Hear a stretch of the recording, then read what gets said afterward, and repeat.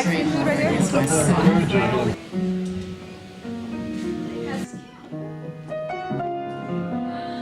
The purpose of this year's residency for me was to give people from oppressed communities an opportunity to be able to tell their stories, not from a place of being defensive, not from being necessarily in a fighting mode, which many of us are usually in public spaces, feeling like we gotta watch everything around us, including our own behavior. And this piece, Evidence of Love, I wanted to show that in everyone's lives, no matter how difficult or challenging it is, there is love. There is evidence of love. And I learned that when I was working in the homeless community here in California, Minnesota, Seattle, Wisconsin. I could see evidence of love, whatever the circumstances of the families that I was serving. So tonight, I've gathered folks who may not always have access to a stage or may not even want to be on stage necessarily, but they have a story to tell. I also have a belief that story builds on story builds on story. So when you hear a story, you have a certain feeling about that story. So what we're going to do tonight is have audience participation. So do not freak out, don't get uncomfortable. You don't have to get up and do dancing unless you so choose to. But I'm going to ask volunteers that every time they see a performance, that they're going to write down what they feel. And at the end of that, the actors will then take their words and do what we call improv frozen picture. So they don't know what you're going to experience. They don't know what you're going to write. But they're going to take those words as I give them from the basket. You'll see a basket in a moment. And they're going to actually, after they've done their story, after they've done their performance, they're going to come out and I'll say the words. And they're going to embody that word, that feeling that you've given them. And they're going to put it in their body, and then they're going to give you the frozen picture so that you can witness that. Now, between every act, there's going to be someone who come out to collect your words. And I'm going to bring her out now. Her name is Shuka. Shuka.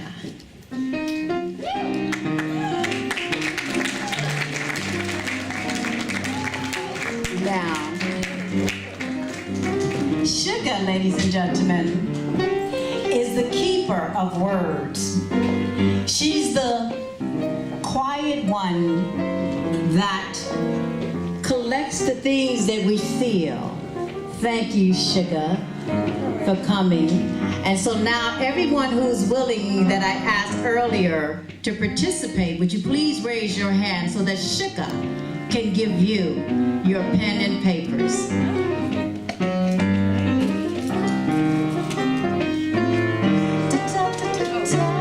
Sugar, sugar, sugar.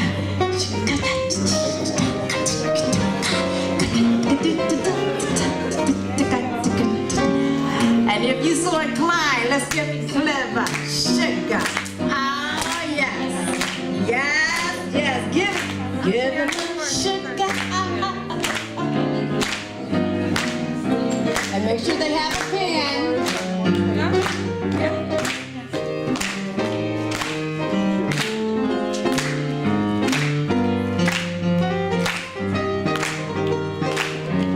And she's doing this in some 6-inch heels too.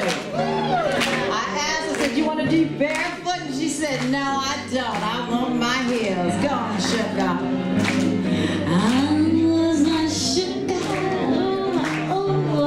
Give me some sugar.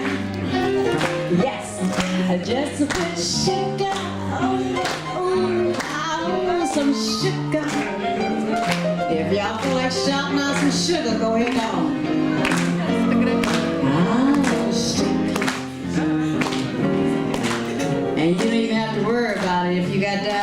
because this sugar ain't gonna hurt you.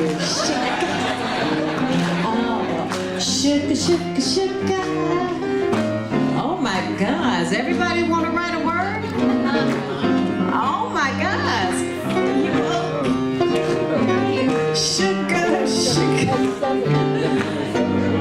Okay, we're good. Somebody, oh, we have a woman here who's determined. She's gonna tell us her emotion after each one. Make sure they have a pen. Y'all gonna have these actors working tonight, huh? We got it. Everybody got a pen and paper? Okay. So we're ready. That's enough sugar. Sugar. Come on, sugar. Sugar. Sugar. Sugar. Sugar. Yeah. Somebody may want to write a word down for what we just witnessed as well. The name of tonight's show is Evidence of Love. Enjoy.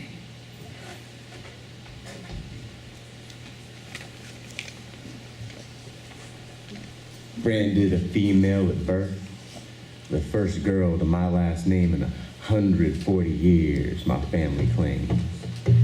The burden was the same, pink.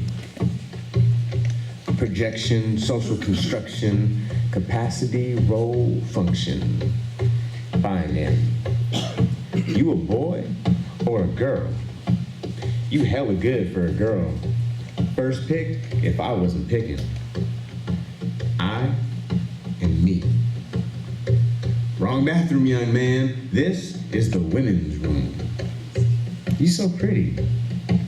You like makeup when you're older? Yeah, you'll grow out of it.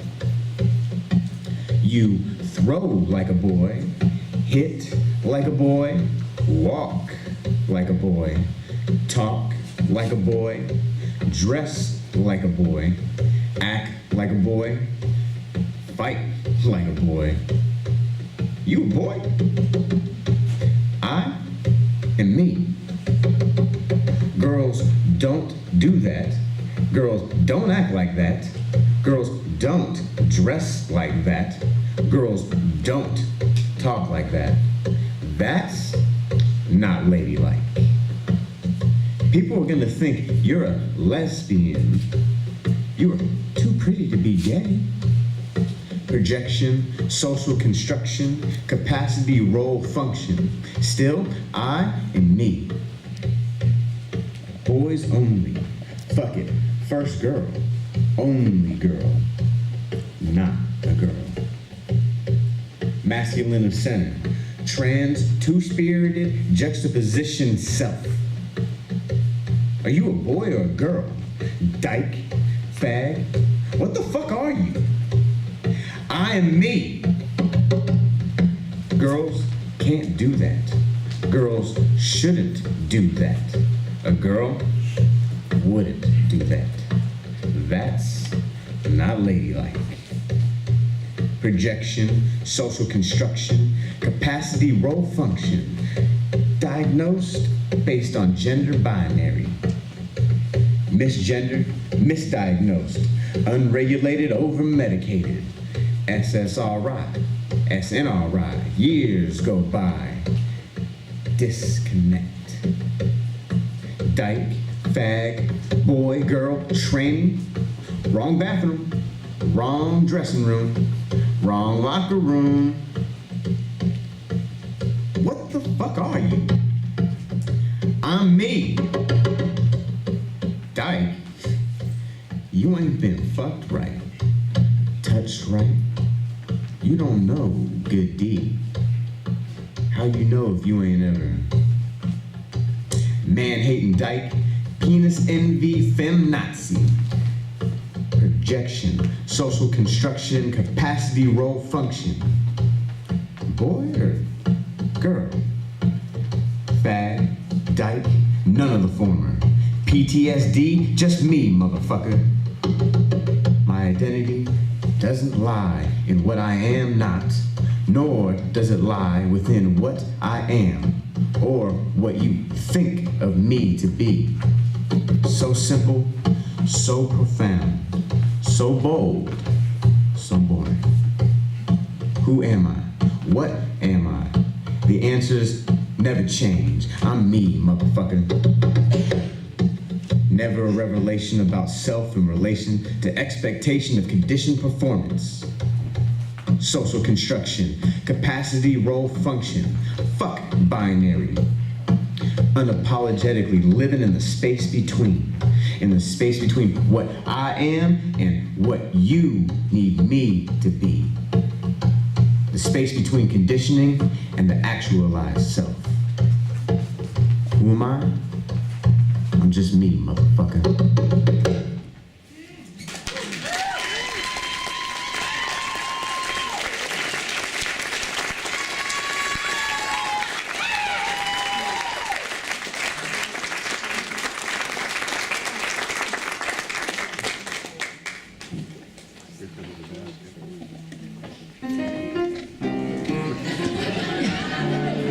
Anybody got a word for sugar?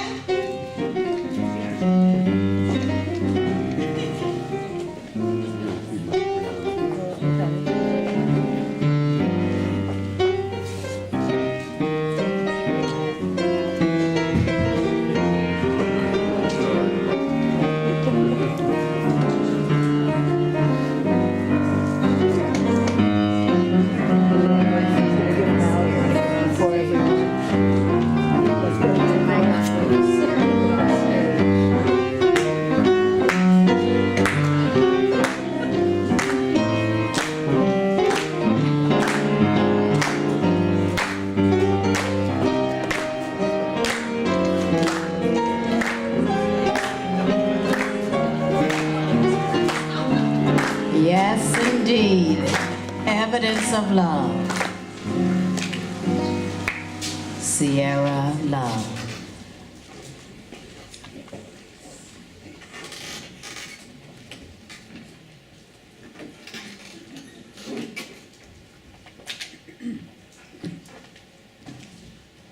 It overlaid the fence. As it grew, its glory shined. But it's sad at the same time. As it grew, it drooped. Drops, they drift. Suns, they set. Cars, they pass. Memories remain.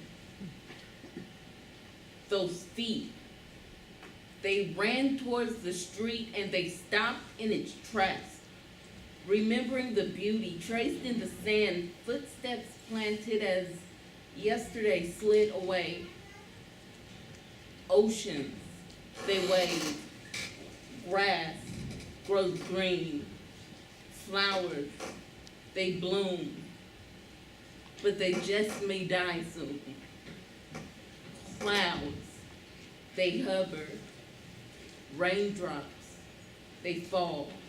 Trees, they grow as they all stand tall. One step, two step, three step, four. Prosperity is around the corner. If you don't follow your dreams, life is not worth living. In that flower, it will shrivel up and die, and you will remain hollow on the inside. Your happiness depends on your willingness to fail and get back up. This is your time, and it's time to claim it. This is your time, and it's time to name it. It's called success. And that heartbeat in your chest is God's love at its best.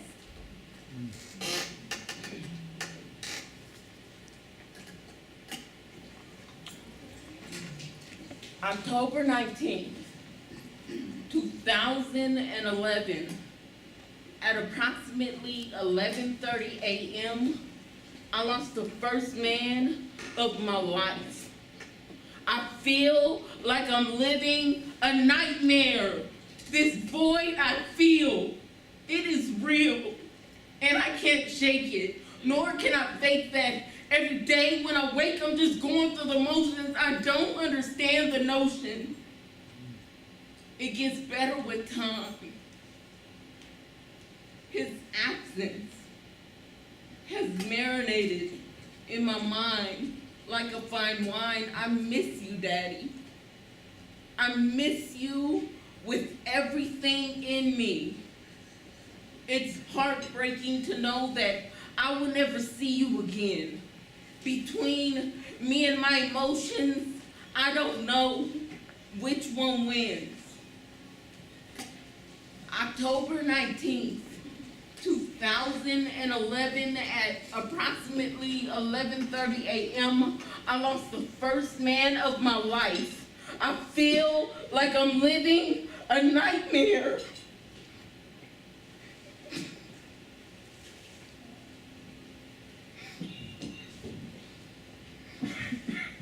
This void I feel is real, and I can't shake it, nor can I fake that. Every day when I wake, I'm just going through the motions. I don't understand the notion. It gets better with time. His absence has marinated in my mind like a fine wine. I miss you, Daddy. I miss you with everything in me. It's heartbreaking to know that I will never see you again. Between me and my emotions, I don't know which one wins. This is a difficult day for me, but this is what I must do to keep my sanity. I get that this is too much for most people, but this, for me, is necessary. Daddy, I've been trying to write you for a while now, but the words I wanted to write, I could not get them out. This sheet has been blank. Upwards to a year, I then picked up a pen and the words I wanted to speak began spilling out of me. You've been on my mind lately. My memory of you sustains me, but at times it gets to be too much because I remember you and your body. You were dancing melodically. You were always the life of the party, and I miss that. I miss your voice. I can hear you singing to those blues records while having the time of your life. I miss your angelic voice. I miss your melodic feet that no one could beat, at least in my eye. I will try my best not to cry. I understand my tears won't bring you back. Our ability to converse, it is a blessing. And I feel your presence daily. Daddy, I'm writing to let you know I've not forgotten you, nor will I ever forget you. Your memory has been engraved in my soul, therefore I carry you wherever I go. God placed you in my life for a season. You left this earth for a reason. Your number was called and it was your time to go. The pain you endured, it no longer exists. Your legs no longer hurt, for they have been relinquished. I feel safe in knowing you are my guardian angel and you will always be with me. It's comforting that you often come back and announce your presence. Daddy, I refuse to say goodbye, yet I will see you later. And I can't wait for that day when we meet at Heaven's Gate.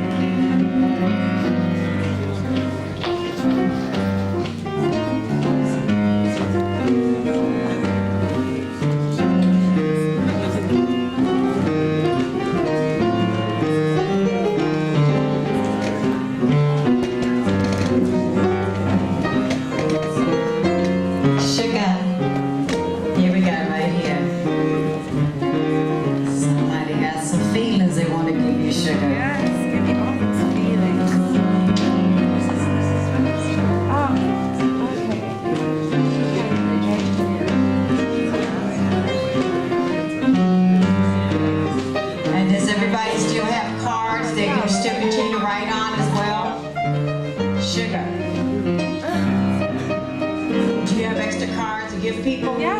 Okay. Here's the one up front as well. Timing is everything, baby.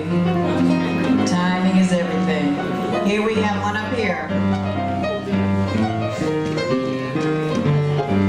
And give out some extra cards, some blank ones. I think you check the ones that's written on them, put them in there. Thank you. Thank you. Give them a yes. So give them a blank one.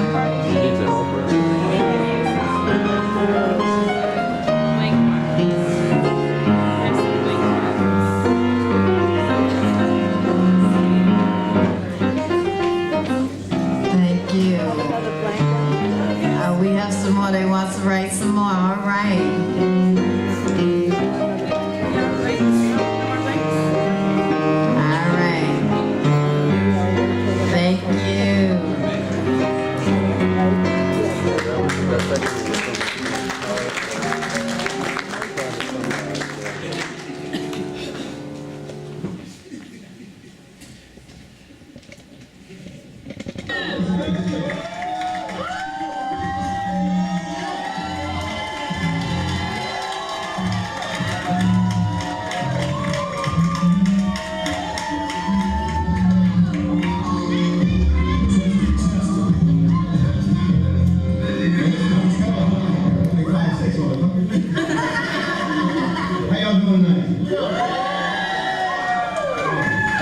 Man, so, shit. Anybody here live with a significant other?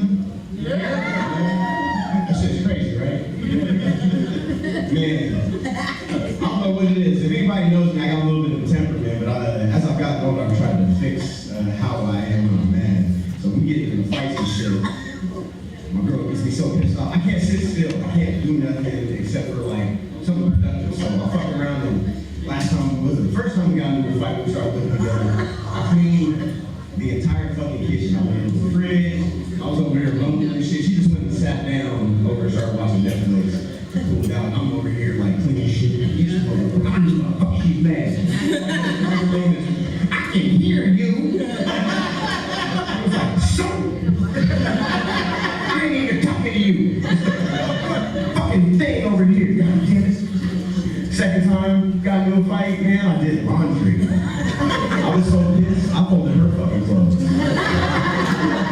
All her little, even down to the underwear, little fat stuff. Came into the room, she's like, hi, you bitch. I was like, shit.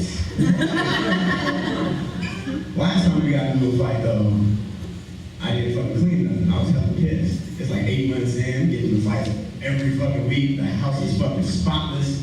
So I'm just like, damn, man, like, what the fuck, dude? I don't feel like cleaning this time. I sat down, turned on the fucking TV, she's looking at me all over crazy, all confused. I'm like, are you okay? I'm like, I'll be fine. Why? You know, like, I'm just a little worried. I'm like, why are you worried about it? Well, you're not cleaning anything. And I wanted to watch the rest of Orange is the New Black, you know what I'm saying? I was like, what? So it hit me. I was like, hold on, she's been pissing me off for the last 8 months.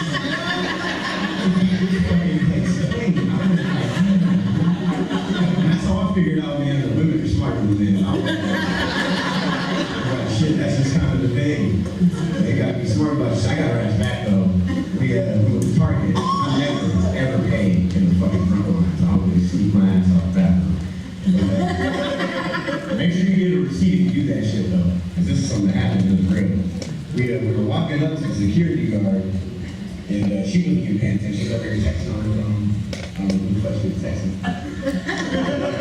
I'm running up, I'm like, look, we're here from here. We're right up to the security guard. I go, run! Fucking take off. I'm like, what? I'm up there in here. The fucking security guard, for the first time in my life, did something to Target. Fucking hit her so hard, she looked like one of those inflatable dolls in front of the car. I was like, holy shit!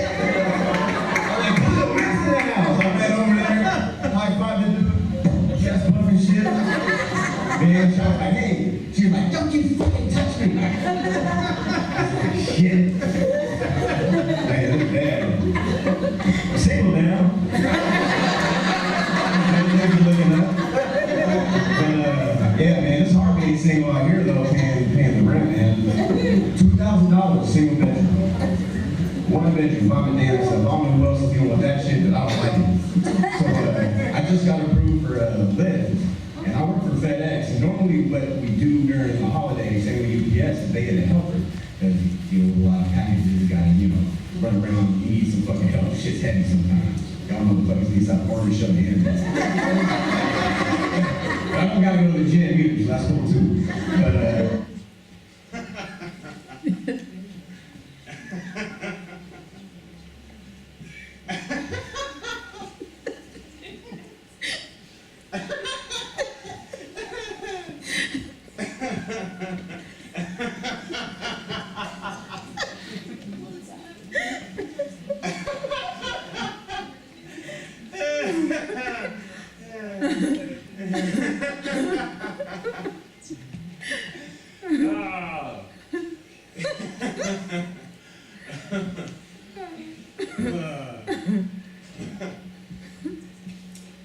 But see, growing up, I was a bit of a handful, and my grandma Peggy, she I don't know how she stayed sane, taking care of me, and still loving me all at the same time.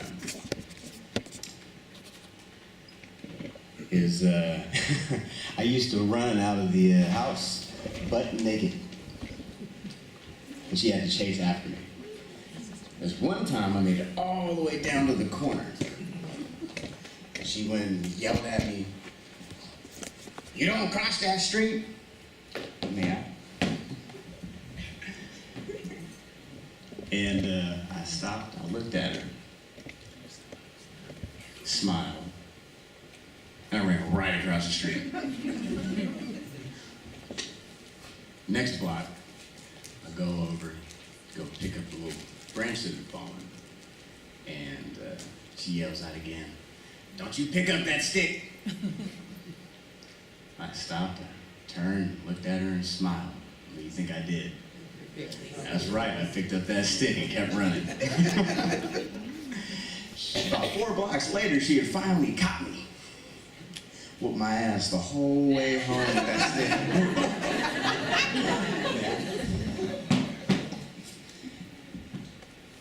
That wasn't the only thing that would happen. Soap for me was like a meal, because I had such a bad mouth. I don't know how she did it. One time, I had even locked them out of the house, and they had to get a neighbor to come take a door off the hinges to get back in. And I knew when they got inside, I was in trouble. It was crazy. But still, despite all that, she loved me endlessly. Would spoil me any chance that she got. That's something like that doesn't leave you. Man.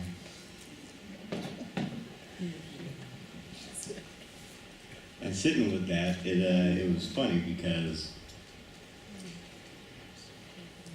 she was one of the closest connections I'd ever made growing up. I was 5 years old. She left because my grandpa had moved to Germany for his job, so she had to go with him because they were still married. And I remember that day because my mom was crying in the car, and I asked her why she was crying. And she said, because Grandma's leaving, and I'm gonna miss her. That's also something you don't forget.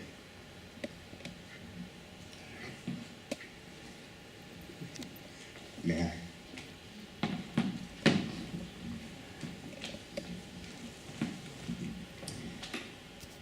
So it was about 6 years that it kind of gone by before I got to see them again. They moved back to Reno, and at this time I was now in middle school at a year-round program, so I was allowed to get like 3 weeks off in the fall and the spring, and I would spend 2 of those weeks with them. And man, like when we were younger, we just laughed like crazy, and when they came back, it was the exact same thing. Except this time she didn't have to chase me butt naked anywhere. And, I didn't take the dishes or take the cigarettes that she would smoke and throw them in the dishwater. And have her yelling out, "You little shit." No, she just called me little shit because I was a middle schooler. But you know, it was reliving that part of my childhood that was just something that you can't duplicate. I know we all have those memories where it's just a certain smell hits you and you're home.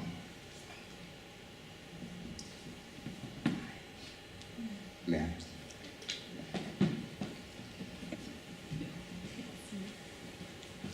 So going into all of that,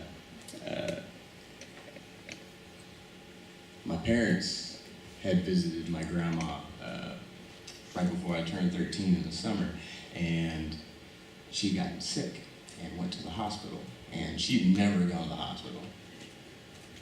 She was scared of them because she was a smoker. And they told me when they got back, you should write her a letter. I said, okay. So I wrote her a letter, and I told her to get the Star Wars videos ready because that was like our thing. I watched Star Wars endlessly. And they told me that after I sent the letter, she was getting better. And that's really when everything changed. I remember that morning, coming down the stairs, ready for school, and I heard my mom talking on the phone, and just as I had hit the corner, I saw my mom hang up the phone, and she turned to me with tears in her eyes and said, "I'm sorry, Chris." I knew exactly what she meant. I've never cried like that before, or since.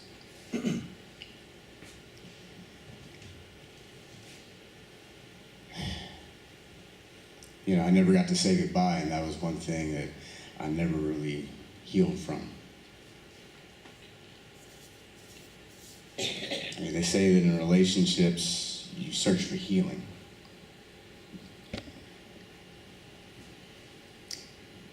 A lot of that is true.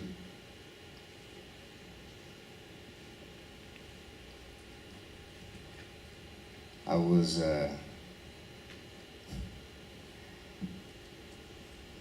just in a relationship, and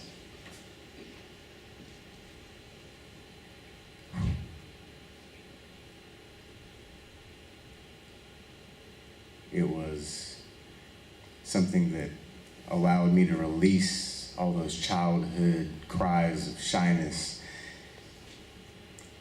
and fear of loss, and gave me hope that love could open the door. I wanted to be her man, and I was. I gave myself believing that what we were building was a home where memories of running naked, you know, could just be just left in the wind, a place where I'd be safe.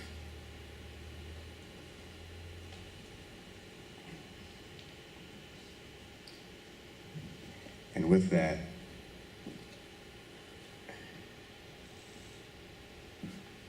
I had to prove my love. I needed to give evidence of it. Our broken souls had cried out to each other, and her soul came to me demanding that I show evidence.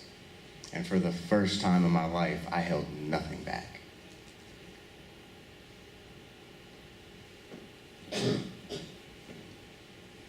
May I give you my hand to squeeze whenever you're uncomfortable? Around my loud, loving Filipino family, I promise I will love you through it. May I make you understand that there's no need to be jealous. Can't you hear my heart beat when I hold you at night?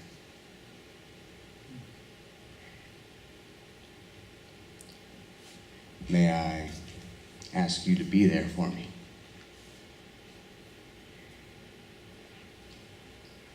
My uncle was dying. My brother was coming home. I needed you to be there for me.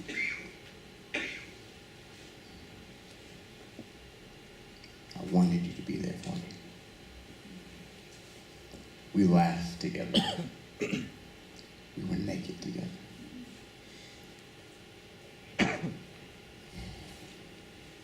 May I?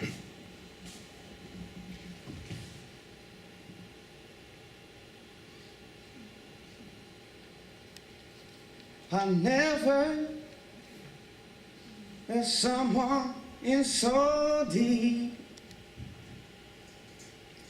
and I never had trouble trying to sleep until you, until you, until you. I gave pieces of myself I didn't know I had, and that's why now it makes me so mad that you broke my heart and I can't settle the score. You have things that I've lost that I'm still looking for, 'cause I never let someone in so deep, and I never had trouble trying to sleep until you, until you, until you. So here I am now, 11 months down the road. Memories got a grip, but it's loosened its hold. Finally put into words what you couldn't figure out. You say you learned from me what love is about. You say I got a big heart. You say I'm one of a kind. Well, you said a lot of shit, so is that just a line? It doesn't matter now. We're on different paths. I'm not wasting my time trying to rewrite the past, 'cause I never let someone in so deep, and I never had trouble trying to sleep until you, until you, until you. And I'll never forget to go deep, and I'll never look for you when I sleep. Without you, without you, without you, I'm moving on.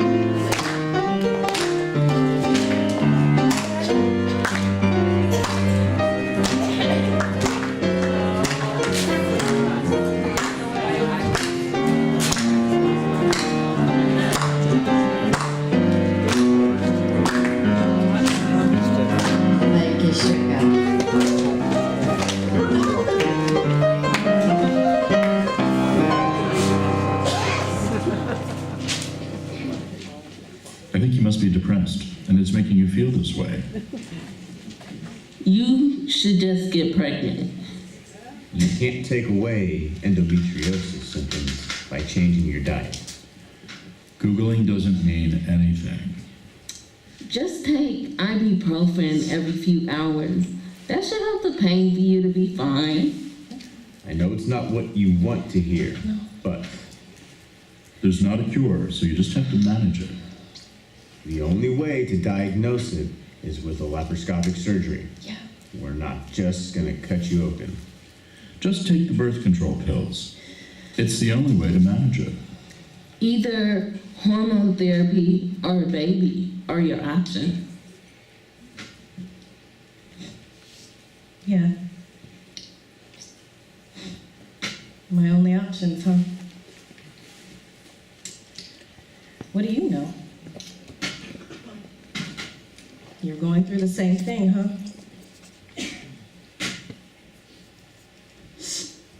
I was misled, misdiagnosed, misunderstood by the medical field. I mean, look at me. You don't see anything, do you?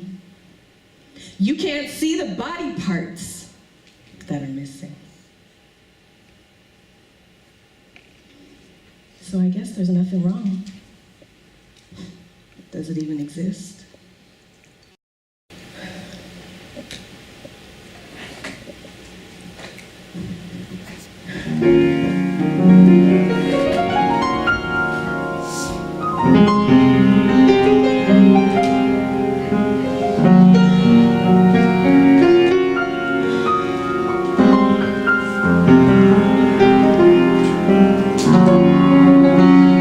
What more do you want from me?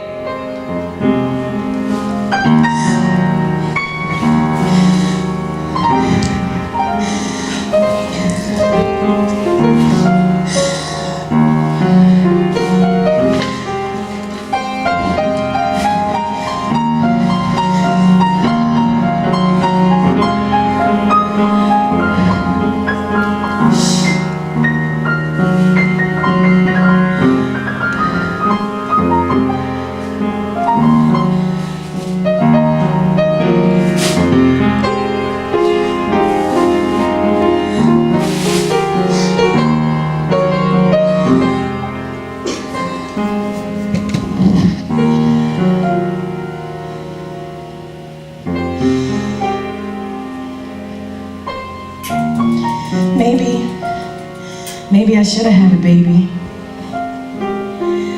Baby. Maybe I should have had a child. Childish thoughts.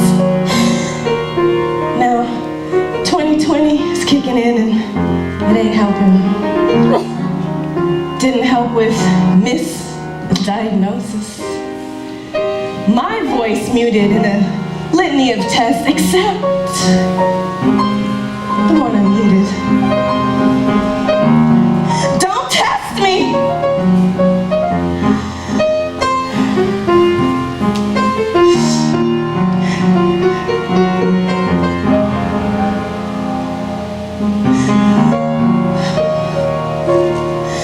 I know my body. I knew my body. The doctors took parts of my body. One kidney, one left to defend me, now diseased. Part of my intestines gone. No, baby, this is for real. 76 million women living with endometriosis in this world.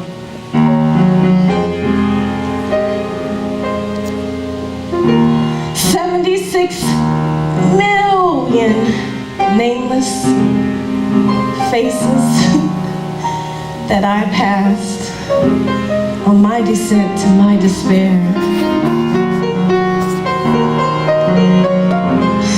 So scared. No one could defend me, though they tried.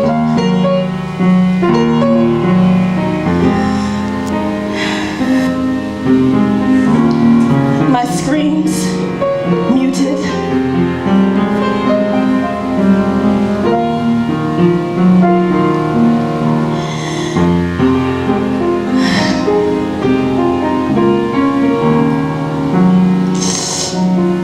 And then hitting rock bottom and touching ocean floor of love and jewels and calories, my pearls, and rebirth to creativity and Elizabeth and pearls.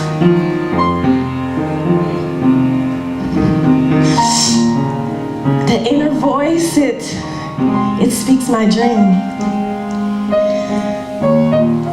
I took my body back. I take my body back.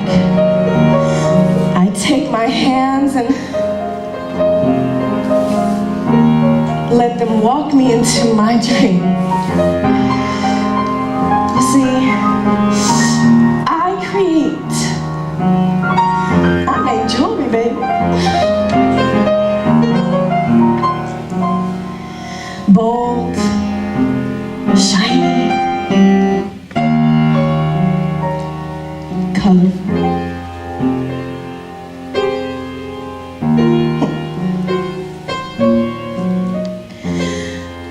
The rebirth of creativity of Elizabeth and Pearl.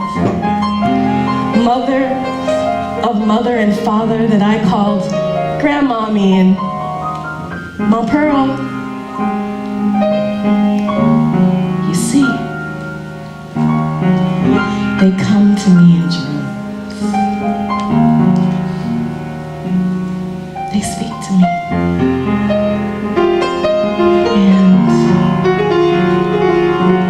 And they sit with God, my evidence of love, and look at you, baby.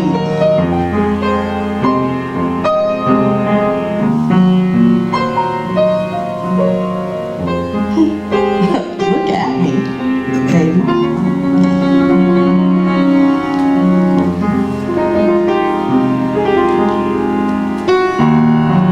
Look at them. 76 million women with faces, names, dreams, unmuted voices.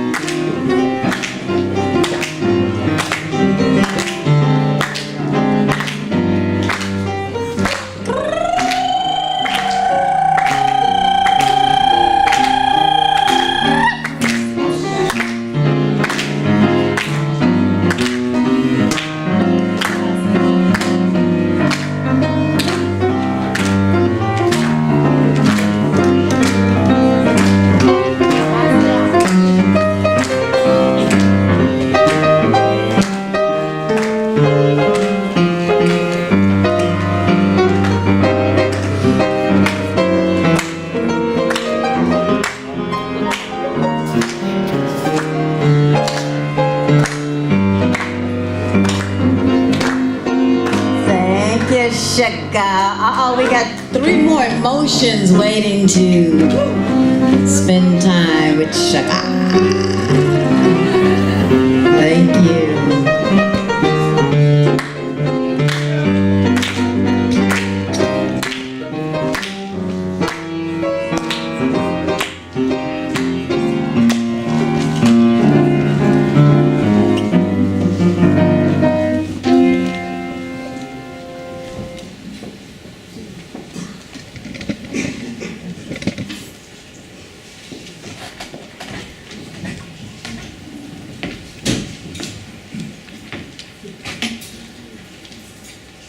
Art.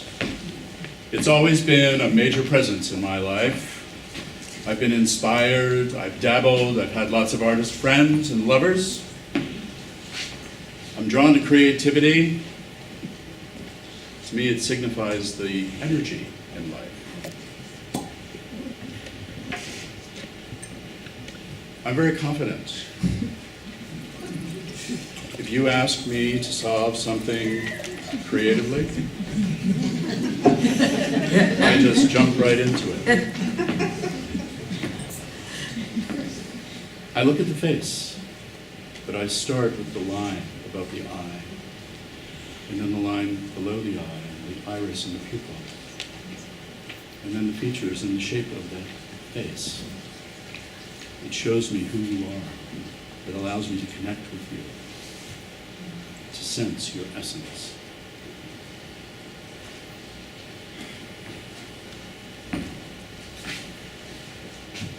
I love to get lost in imagination. It takes me out of the mundane. How did I develop that? Escaping my father's rage. He was a yeller. He belittled me. When I was a child, he was sometimes a scary man. When we heard my father's car pulling into the driveway, we'd all scatter. I would spend hours in a fantasy world, creating all kinds of scenarios for myself. It was the late 1960s. Aretha's Gold was on my turntable. I wanted to be Aretha Franklin. R-E-S-P-E-C-T, find out what it means to me. R-E-S-P-E-C-T, take care, TCB, whoa! Whoa! A little respect.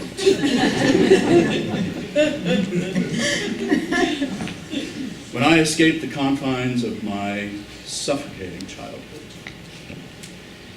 I had many loves in my early adult years of one type or another. Older, younger, all different ethnicities. women, men. My heart was captured, open, and broken at the age of 20 by a man twice my age. He left me stranded in the streets of Philadelphia. Yet he was the impetus for my getting to the glittering Emerald City, Manhattan. Once there, I had a parade of loves from around the world. Mexico, Ecuador, Germany, Japan, Lebanon, all keeping me guessing, wandering, seeking out love. Isabel, the Mexican-American daughter of a university shark researcher, the beautiful dark club girl, the cousin of Luther Vandross, the smooth, muscled security guard at the Merchant Marine residence, the ever-charming Marcel, the 70-something Quebecois, my modern dance partner, Claudia. And then, nothing. AIDS. For 5 years, in my late 20s and early 30s, I was celibate. It was a scary time. Until a young woman, just newly returned from living 10 years abroad in Paris, studying at the École des Beaux-Arts, modeling, painting, in wax, a technique that almost killed her. It was at the Gay Pride Parade in 1987. She emerged from the throng in a summery halter dress, there to meet her gay friend David, my friend. And gradually over the next 2 years, she and I becoming best friends. Until one night, September 22nd, 1989, and a bottle of vodka worked its voodoo magic. She had arrived, my painter, the artist who brought new vitality to my life. Blonde, blue-eyed, shapely, not really my type, and not the gender that I was expecting. Our nest in a Brooklyn brownstone was the thing of timeless love. She brought me home, finally, a home that I had never known. A home of warmth and friendship, caring and comfort.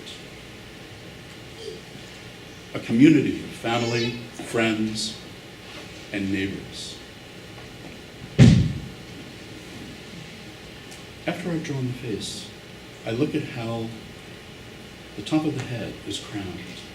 Big, bouncy hair, curly, short, cropped. It says so much about how a person presents themselves in the world. Are they bold and confident, shy and retiring?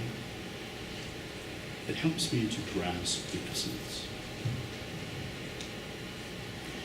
Did I mention the joy of intimacy with my girlfriend from Paris? Naked, hot sex. Missing the opportunity to often engage in total pleasure. We would be together nights at a time when it was just the two of us alone enjoying our life together. My painter from Paris was the one and only person ever when just sitting next to her gave me a rock-hard dick. From her I learned the true essence of a relationship and a deep connection that brought us together in ways that I couldn't even have ever imagined.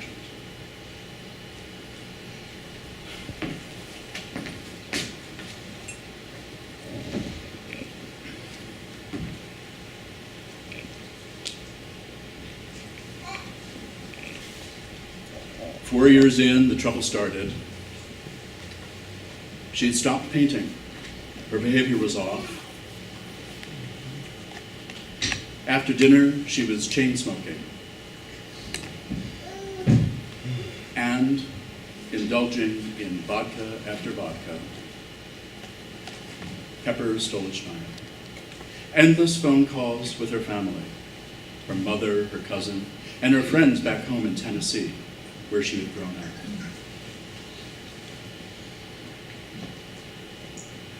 Six months later, she had half a lung removed. No symptoms. She intuited her own cancer.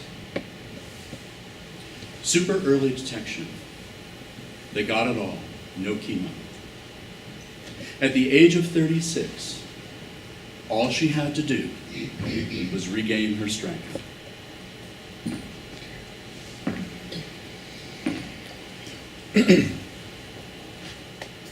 I've been told that an illness of the lungs has to do with personal grief. This was the beginning of heartbreak. She turned, irate, vicious, belittling, abusive, behavior that I knew very well. What the fuck? You too, my love? My love! It all came crashing down. Cops, hospital, an institutional stay, and stabilizing drugs, and the end of us. It was devastating. We were done. I cried, and I cried. I cried.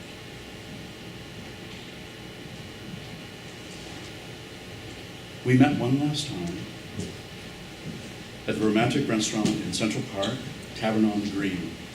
She was balanced out on lithium, 20 pounds heavier. She was only half present, and it was very, very sad.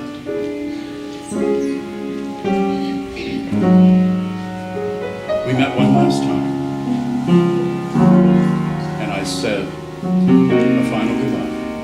Teary, walking through the gray, cold landscape. It was very cinematic.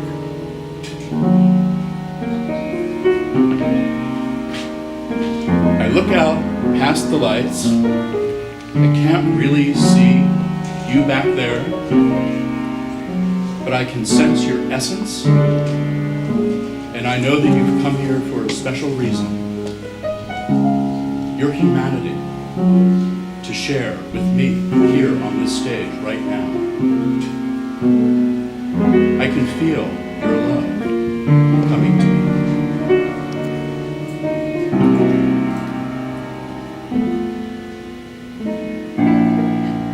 "15 years later, my father, in his final days, depleted. We were all gathered in a hospital, his children, their children, and their children, there to bear final witness. His lungs failed. Somehow I was the last person in the room. He asked me would I fetch his comb from his bedside table. As I held it, I realized it was one of the most intimate objects I had known from my early childhood. It connected me to my father. Just before I walked out the door, he said, "I love you, Tim." Stunned, I croaked back up, "I love you too." It was one of the hardest things to say. But my father gave me a gift that I carry with me to this very moment.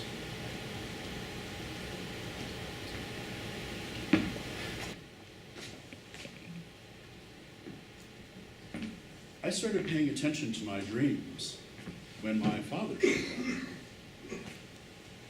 I thought of it as a visitation from the beyond.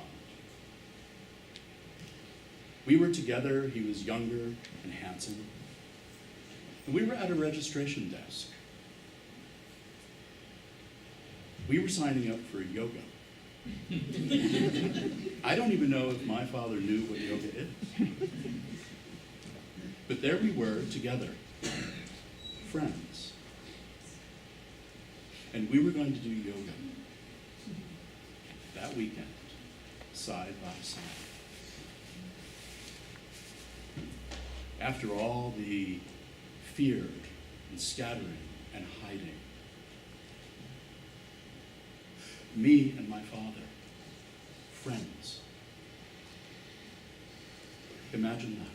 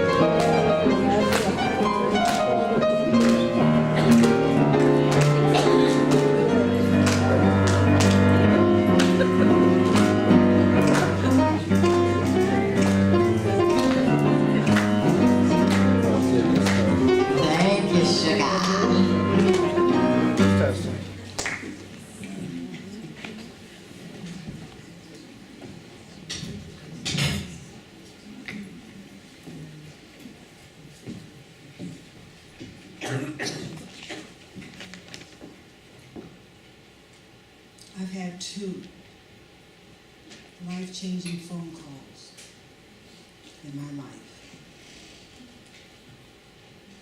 My name is Roberta, and my story begins with pain. Pain in my lower abdomen. I call my OBGYN, and she orders a biopsy. The biopsy comes back normal, but the pain continues. I call her, and she says, the biopsy is normal. I say, pain is not normal. I know my body. Something is wrong. She sends me to a pelvic pain clinic. And the clinician says, all women have pelvic pain. Why? Common? I let her send me to a physical therapist. 2 exercises later, I know this is not working for me. I make an appointment with my primary provider.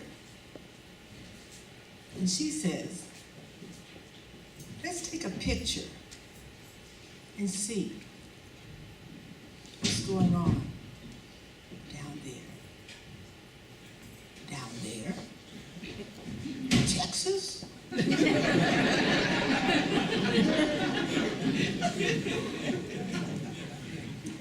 She orders a CAT scan. And the CAT scan comes back pelvic mass.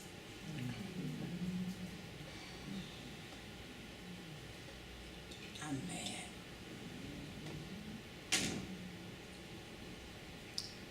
Then she orders an ultrasound. The results of the ultrasound is a malignant mass.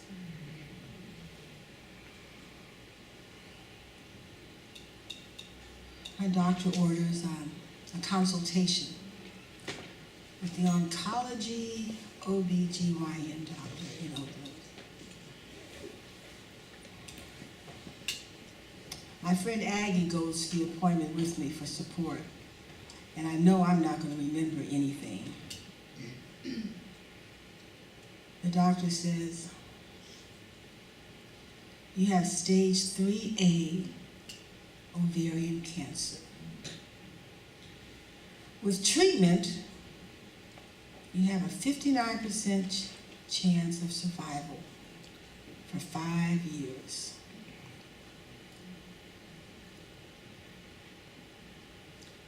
I say I'm 75 years old, and I've had a good life.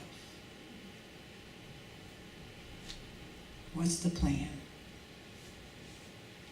She says, hysterectomy, chemotherapy. I have a few questions. One of them is my hair gonna fall out? She says, yes. I said, I just spent $500 to get Sister Locks put in my hair. And you tell me my hair is gonna fall out.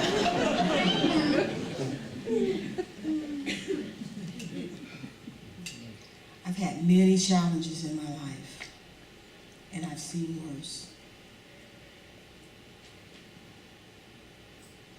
Down there is where my children first swam in an ocean. Down there is where they heard the first beat of the drum, my heartbeat. My son was killed Christmas Eve, 2013. Stage 3A ovarian cancer was a nothing but the blink of an eye, a whisper compared to the death of my son.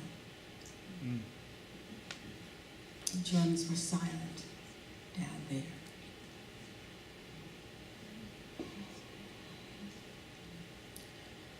Damon's son came to spend the Christmas holidays with me. And Damon was calling every day, 2-3 times a day, having father-son talks with his son.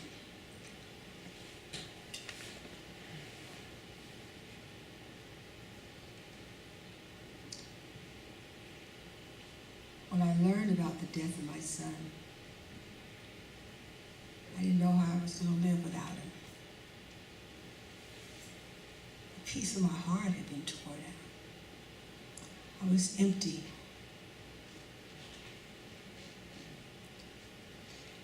We had a strong mother-son relationship. On Christmas morning, Amir and I were at Marcus and Darlene's opening Christmas presents. It was about 9 o'clock, and I said, I haven't heard from Damon. He should have called by now. It was 10 o'clock in Denver. I called my sister. I said, Rochelle, I haven't heard from Damon. Something's wrong. Oh, Merry Christmas. We talked. She hung up the phone. Less than an hour later, the phone rings. It's Rochelle. She says, let me speak to Marcus. I gave Marcus the phone. He walks over and he puts his arm around me and gives me the phone. Michelle's crying. And I know my son's dead. Murdered. Someone shot him in the back. I just scream and fall to the floor.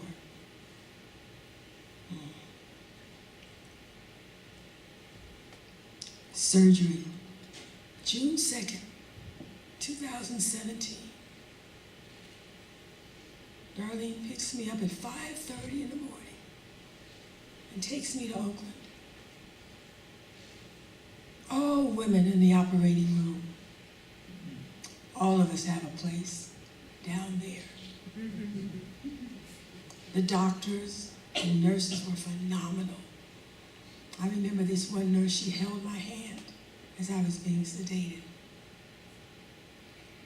When I woke up, Roland and Darlene were there. Darlene brought me home. My refrigerator was full, and God had placed people in my life to make sure that I had everything I needed. My sister Rochelle, she came from Colorado. My girlfriend, Josephine, who lives in Baltimore, she even offered to come and stay with me.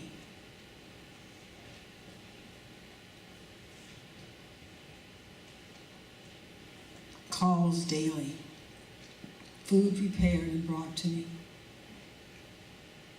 These were the same people who were with me when my son died. They were my evidence of love. They were my village. Chemotherapy, nausea, weakness, food tasting like it had been seasoned with metal. Weakness.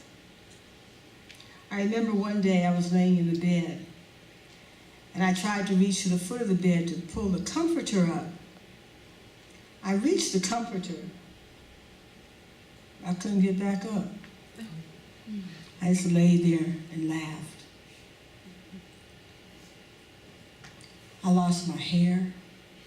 I lost my eyebrows, eyelashes. My fingernails turned black.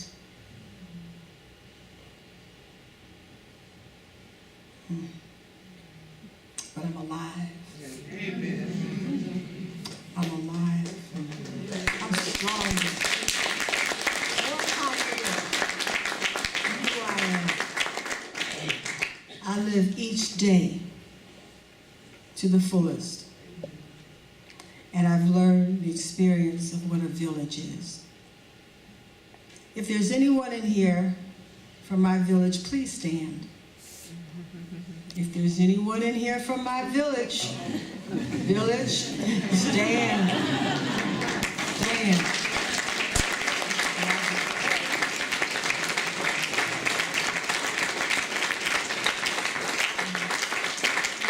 If there's anyone in here who has been a village to someone who has had cancer or lost a loved one, stand.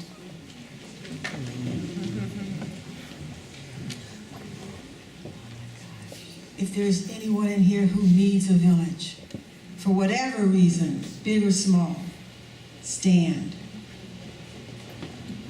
And let La Peña be your village tonight as I sing this song for us.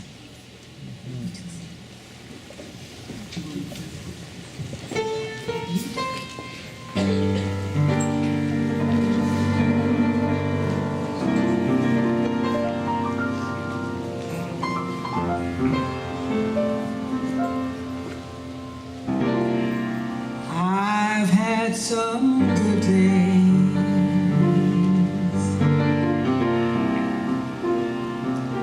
I've had some hills to climb.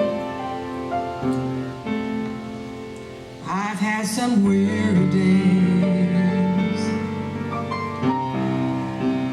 and lonely nights.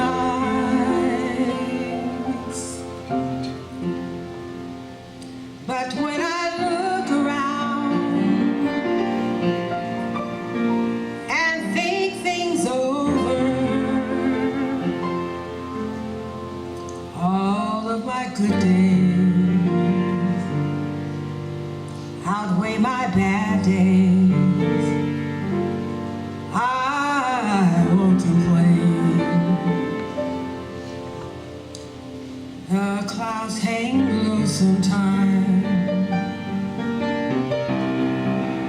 I can hardly see the road. I ask the question, Lord, why so much pain? But He knows what's good for me, though my weary eyes cannot see. So I'll just say thank you, Lord. I won't complain. The Lord's been good to me. He's been so good to me. More than this old world or you could ever be. He's been good to me. He's been so good to me. Dried all my tears away, turned my midnights into day. So I'll just say thank you, Lord. I won't complain.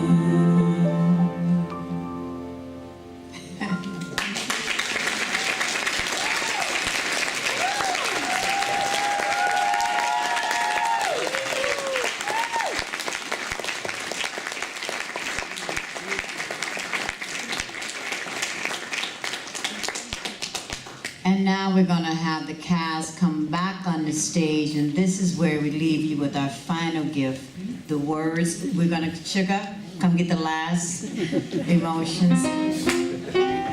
And the cast start coming out. Cast members, you can come out. Come on.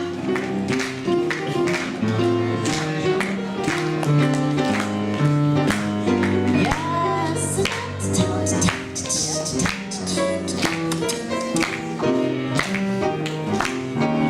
And so let's move this out the way.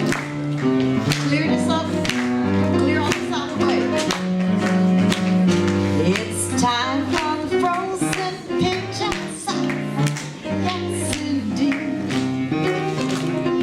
It's time to collect those emotions. The folks that beat.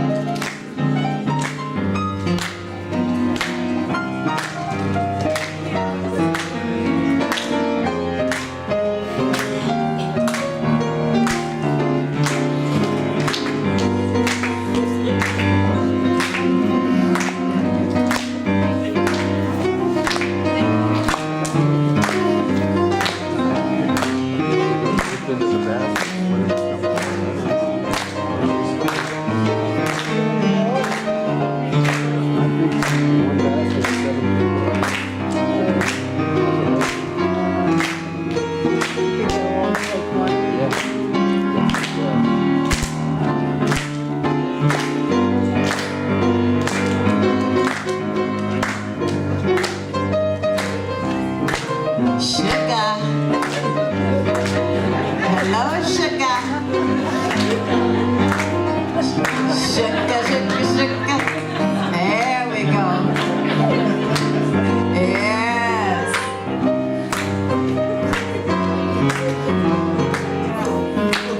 So, if you would like to, yes, if you would like to take a goddess position to center the stage, yes, yes, and you, well, yeah. So, no, would you like to sit down, Miss? Yes, the goddess. So, we're going to imagine this here to be a space.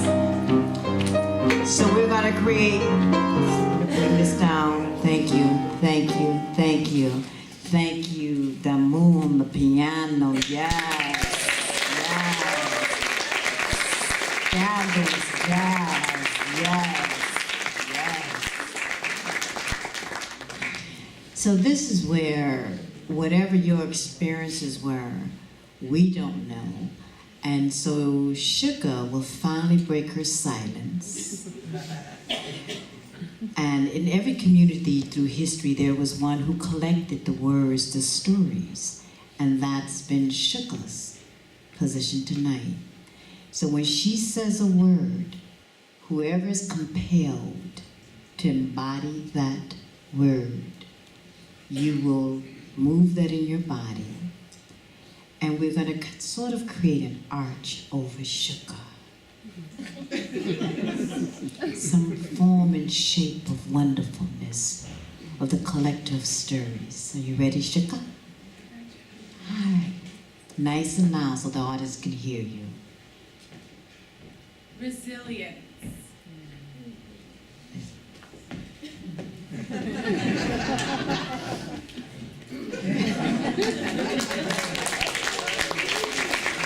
Stay frozen. Gotta stay frozen. That's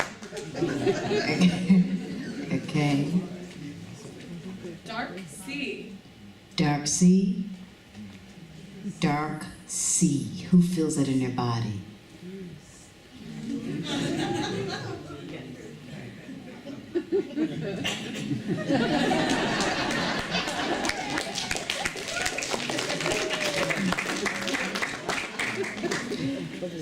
Inspiring. Inspiring. Who feels inspiring? Move, let it fill it up in your body. Allow it.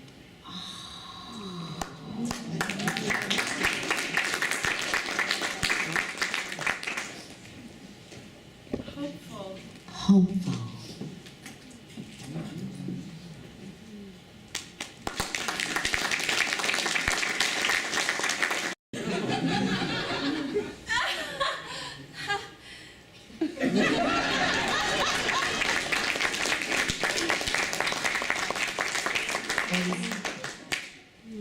You can take another one if you can't read it. It's okay. Sugar?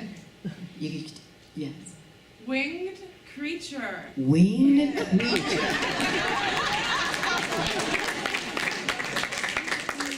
Okay, so we freeze it for a moment, and this is the human sculpture that we offer you tonight. So just take a moment to look at what you have created with your words.